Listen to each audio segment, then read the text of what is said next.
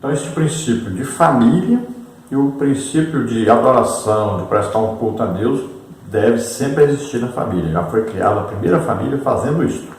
E vamos ver que este casal vai ter filhos, né? Então, veja bem, Deus criou a família para ter filhos. O homem e a mulher devem se unir e devem desejar ter filhos.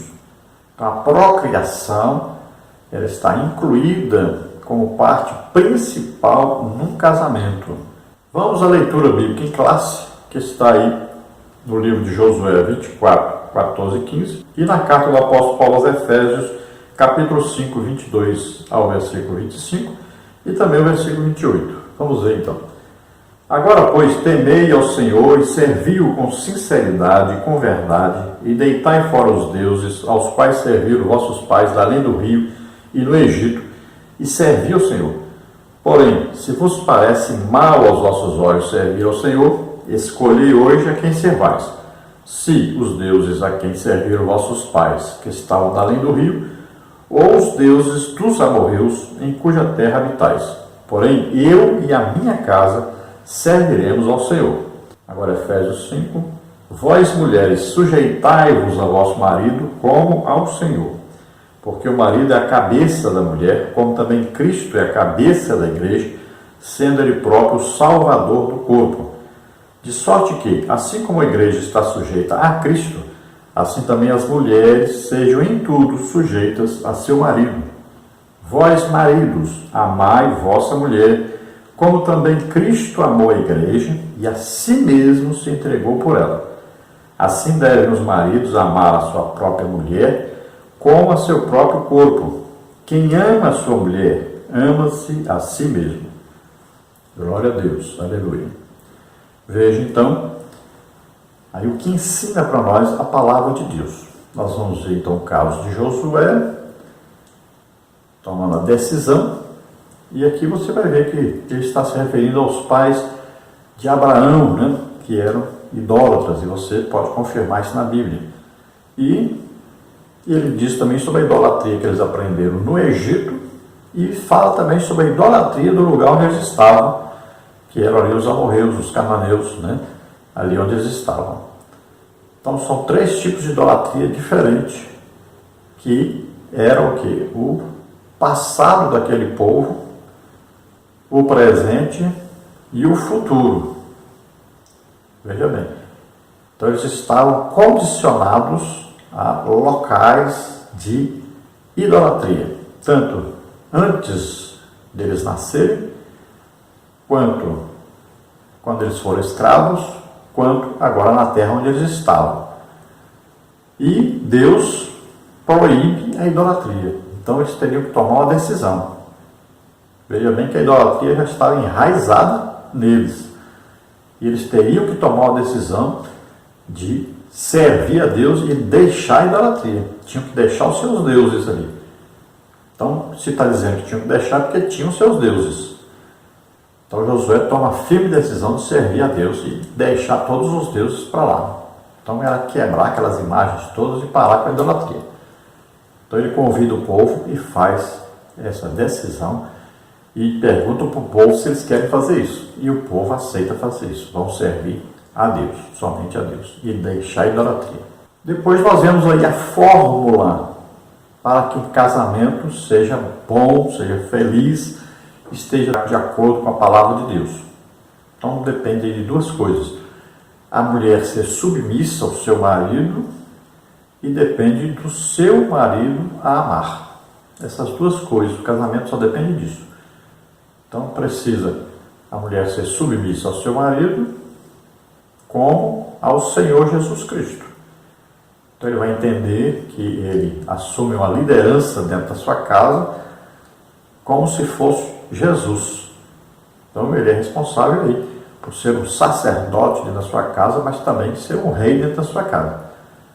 E a sua esposa deve sempre se lembrar que essa submissão é em Cristo. E o esposo vai precisar de praticar o quê? O amor à sua esposa. E amar é diferente de ser apenas um amigo, né, um companheiro. Bem mais do que isso. Esse amor aí é um amor que vem de Deus. Então, o amor aí é perfeito. É um amor perdoador, um amor que é sacrificial. Então, nós vamos ver mais detalhes aí dentro da lição. Mas é importante entender esse princípio aí para o casamento, que é a vontade de Deus, o desejo de Deus. Sempre lembrando que Jesus Cristo é a cabeça do corpo e a família pertence ao corpo de Cristo. Então, os objetivos principais da lição são esses três. Primeiro, falar aí sobre a família no plano de Deus. Segundo, a mordomia da família. E, em terceiro, radiografar a família cristã sob ataque. Então, sendo a família responsável pela sociedade, a sociedade é formada das diversas famílias que existem. Então, a primeira coisa aí é a família. Aí depois isso se espalha. Se a família estiver bem, estiver com Deus, estiver bem equilibrada, então ela vai produzir uma sociedade equilibrada, uma sociedade temente a Deus. Então depende da família. Então as famílias são importantíssimas.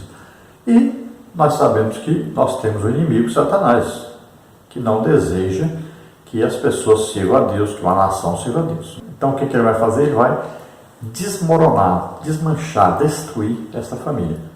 Pode ver que um dos sentidos mais claros dentro do comunismo é a destruição da família e os seus valores. Porque fazendo isso, ele destrói toda a sociedade. E quando ele destrói toda a sociedade, ele passa a governar sobre todos. Todos ficam dependentes desse governo, né? O governo fica rico, vive muito bem, enquanto o povo vive muito mal e o povo é explorado e todos passam a ser empregados desse governo, sem direito à propriedade, sem direito a nenhum direito, na verdade. Então nós vemos aí, nesse passado recente nosso, né, a ideologia de gênero, por exemplo, veio exatamente para produzir esse caos na família, as pessoas não saberem nem a identidade sexual que tinham mais. Também vimos que existe uma perseguição à igreja, porque a igreja fala a verdade liberta as pessoas, e a igreja leva as pessoas a temerem a Deus, e o próprio líder comunista, Karl Marx, dizia que a religião era o ópio, né, da sociedade, tinha que acabar com isso, com essa intenção das pessoas em servirem a Deus, em serem obedientes a Deus, porque a pessoa, sendo obediente à Bíblia, sendo cristão, ele jamais será um comunista. Vamos ver então a nossa introdução da lição, que diz assim: na presente lição veremos que a família é a base da nossa vivência. Nela nascemos, criamos-nos e dela dependemos por toda a vida. Veremos que todo esse processo é o plano de Deus revelado desde o Gênesis. Nas Escrituras, a família é tão importante que o apóstolo Paulo classifica de pior que o infiel quem dela não cuida. 1 Timóteo 5,8. Assim, o propósito dessa lição é mostrar que o amor de Deus pela humanidade faz com que todas as famílias da terra sejam o alvo de sua bênção, como está em Gênesis 12:3. Então, a família é a base de toda a nossa vivência. A nossa família vai influenciar as outras famílias, né? Vai influenciar o mundo, tudo que acontece no mundo.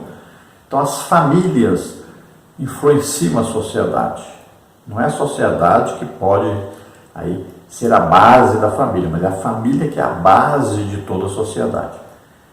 Então, essa família tem que estar equilibrada, tem que estar funcionando sempre de acordo com a palavra de Deus para poder influenciar a sociedade positivamente. Então, todos nós temos uma família, todos nascemos de uma família. Mesmo que você seja solteiro e viva só, mesmo assim, você teve uma mãe, você teve um pai, você tem irmãos, se não tiver irmãos, mas você pertence a uma família. Tem avô, avó, tios, né? Então, você tem uma família. Não tem jeito de existir alguém que não tem uma família. Então, você do passado teve. Ah, eu nem conheci, não tem problema, mas você teve uma família, você dependeu de um casal ter uma relação sexual e você nasceu. Então, de qualquer maneira, você tem uma família. Agora, toda pessoa, ela pode constituir uma família. Então, Deus escolheu de que maneira? Um homem, uma mulher e seus filhos. Você deve sempre priorizar isso na sua vida. Ter uma família e progredir nisso, né? Ter seus filhos, criar os seus filhos na doutrina da palavra de Deus. E o apóstolo Paulo diz que pior do que o infiel, pior do que o ímpio, é aquele que não cuida da sua família. Então, se você deixa seu pai, sua mãe passar fome, por exemplo, você é pior do que um ímpio. Então, é coisa importante a saber. A família não pode deixar que o familiar passe fome. E nós sabemos que os filhos, se quiserem viver muito na terra, a Bíblia diz que devem ser tementes a Deus e devem honrar os seus pais. Honrar é obedecer e tratar também financeiramente. Tratar para que não passem fome, não passem necessidade. E qual é o propósito de Deus para a família? Sempre é abençoar as famílias. E lembrando que os filhos são bênçãos de Deus para a família, para o casal. E o plano de Deus, então, sempre é esse abençoar a família, porque a partir da família a sociedade se formará.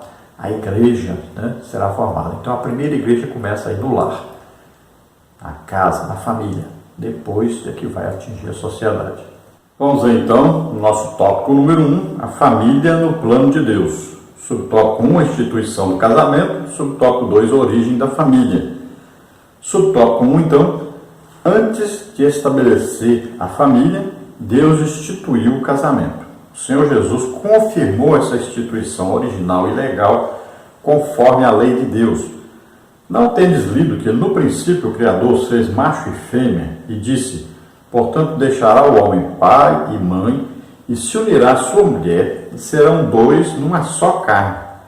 Mateus 19, 4, 5. Confere com Gênesis 2, 24. Aqui está de maneira clara a origem do casamento como instituição divinamente estabelecida. Então Jesus mostrou aqui claramente o desejo de Deus, a instituição casamento criada por Deus. E veja bem, quem é que disse: deixará, portanto, aí o homem, seu pai, sua mãe, se unirá à sua mulher e serão os dois uma só carne? Quem disse isso foi Adão. E ele disse de que maneira? Inspirado por Deus. Isso aqui é o quê? Uma profecia. Adão sabia o que era ter pai e mãe? Não. Então ele estava falando a respeito da família. Veja bem, Deus estava dizendo através de Adão o que era a família. Deus estava instituindo o casamento. E aí, monogâmico, homem ou mulher, heterossexual, né? Macho, uma fêmea. Então, olha bem, estava dizendo, vai dizer para eles aí o que ele quer que eles façam, né? Então, vai dizer sobre a procriação. Então, olha só, é a instituição de Deus o casamento. É Deus quem criou o casamento, Deus quem disse como deveria ser feito, quais pessoas seriam para serem aí usadas nesse casamento. Então está bem claro, Jesus sempre resolve as questões. Quando você tiver dúvida, pergunte a Jesus alguma coisa e ele vai responder. Então, casamento foi instituição criada por Deus. Subtópico 2, origem da família. O livro de Gênesis relata que a partir do homem e da mulher, Deus estabeleceu a família. E Deus os abençoou e Deus lhes disse: frutificai e multiplicai-vos e enchei a terra. Gênesis 1, 28. Essa instituição é tão importante diante de Deus que ele criou antes do Estado e até mesmo da igreja. E foi a partir de uma família que o Altíssimo prometeu abençoar todas as demais. E abençoarei os que te abençoarem, e amaldiçoarei os que te amaldiçoarem. E em ti serão benditas todas as famílias da terra. Gênesis 12, 3. Então veja que Deus criou uma família a partir de um casal, Adão e Eva. E Deus deu para eles ordens, olha aí, crescei, frutificai, olha aí, multiplicai-vos, enchei a terra, diz também sujeitai-a, né? Sujeitai a terra, dominai sobre tudo, dominai sobre toda a criatura da terra. Olha aí, são 5, né, ordens aí dadas por Deus. O autor aqui destaca essas primeiras a respeito então da família. Então, frutificação, dar fruto. O casal deve produzir fruto. Esse produzir fruto, como está aqui de acordo com o contexto, né? Tanto frutificar, como multiplicar, como encher a terra, tem a ver com o quê? Com crescimento, multiplicação. Tem a ver com o quê? Com a família que vai ter filhos, vai povoar a terra. Sempre tem a ver com isso. Os filhos sempre são o quê? Bênçãos de Deus. Tem muito crente aí que está vivendo contrariamente à palavra de Deus, o desejo de Deus para um casal.